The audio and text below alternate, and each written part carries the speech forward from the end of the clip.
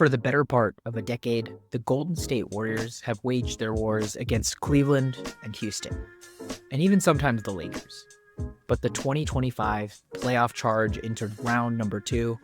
A new foe has arisen from the north.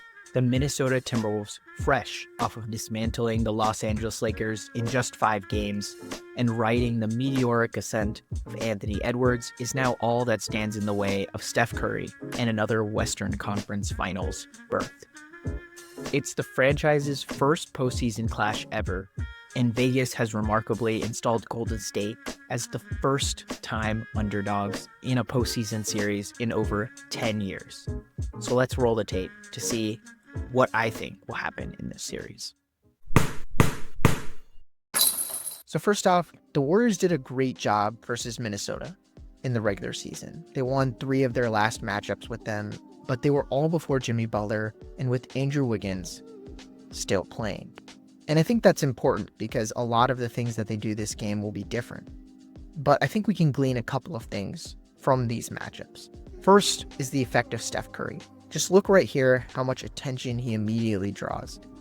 Everyone, Rudy, Gobert included, is going to be drawn towards him in this specific play. And he's going to pass it over to Andrew Wiggins, who's then going to pass it over to Dennis Schroeder. And this, I think I'd like to call the attention to detail. It's going to be super important in this series. Leaving wide open three-point shooters is something that I think Minnesota will do fairly often just because of the fact that Steph Curry is going to be face guarded this entire series, and he's going to be face guarded by somebody like Anthony Edwards instead of somebody like Fred VanVleet. So watch right here. Trayce Jackson-Davis has the ball at the top of the key right here. Going to pass it over to Gui Santos. And look, TJD does a great job with setting the screen, who I really expect to actually get some pretty good minutes in this specific matchup. But this allows Steph Curry to get around. And look, normally Gobert does not come up to the three-point line. They basically expect their players to go around the screen and Gobert to play in a very big drop coverage. And this gives the Warriors a huge advantage, specifically Steph Curry. He's able to make and take tough shots. And if he's going to be wide open, I think that gives the Warriors a huge advantage that they didn't have versus the Houston Rockets. Now let's look a little bit on the defensive end. I think TJD is going to be useful, and I think Gui Santos is also going to be useful in this series, just because they represent long wings that we don't have in other types of positions. But look here once again with Steph Curry.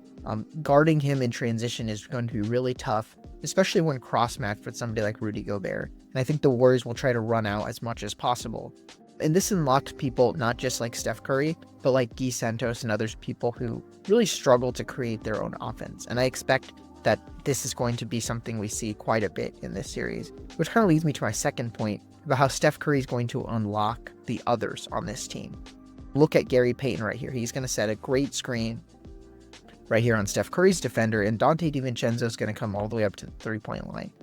But Gary Payton's able to get in to the middle area of the court and basically force essentially the 4-on-3 that you see right here, where we have 4 Warriors players and then 3 Minnesota Timberwolves going towards the rim. And this is important because versus the Houston Rockets, it was really tough to actually get a good screen off, but the Warriors have a lot better of a chance of getting that 4-on-3, specifically with somebody like Gary Payton II or even Draymond Green, because it's unlikely that the Minnesota Timberwolves are going to be able to actually stick a guard onto Draymond Green like they did last series with Fred VanVleet.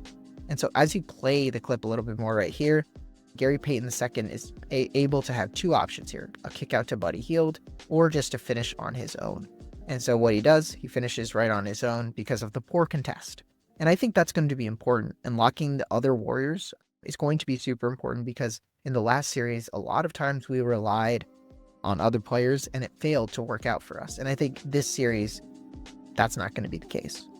Next, I think what's important to recognize is the lack of trust in Rudy Gobert. Sure, he had a 20-20 game in the last game versus the Lakers, but in these types of situations, you would think somebody like Anthony Edwards would obviously lob it up to Rudy Gobert. What you find out, though, is Ant doesn't really trust Rudy Gobert to the same degree that he trusts probably other bigs, or like Luka Doncic trusted Derek Lively. And I think that's really important because trusting in his teammates is going to be key if they're going to win the series. You look right here, Donte DiVincenzo passes it off to Rudy Gobert, And this is an easy position for most bigs, but instead he tries this weird behind-the-back pass to Anthony Edwards. That's a complete turnover. And I think making Rudy Gobert into a big decision maker is going to be a huge advantage the Warriors have if they're able to do it. And I think it's really going to make the series a lot easier for the Warriors. So once again, though, we have Rudy Gobert on the defensive end, which I think is something the Warriors will also pick on. And Buddy Hield comes around the corner, and look, his deep drop on everybody besides Steph Curry means that players like Buddy Hield can potentially get a rhythm. And I think that's huge. You saw last game in Game 7 versus the Houston Rockets, how a rhythm was able to impact Buddy Hield. And I think by being able to make and take easy baskets early in the game, look, I've done basically all of this film review and we're not even past the first quarter. It's important to see that because if they're able to get a rhythm, I think the Warriors can really come up huge, especially versus somebody like Rudy Gobert. And once again, this is the gravity of Steph Curry right here, leading to wide open Buddy Hield, which now that he's in rhythm is going to be an easy shot for him to make. I personally think the Warriors will win in 6 games because of their ability to exploit Rudy Gobert, the ability of Steph Curry to get wide open, and the ability for him to activate the others.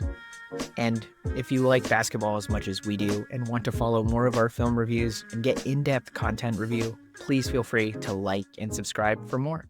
Thank you guys for watching.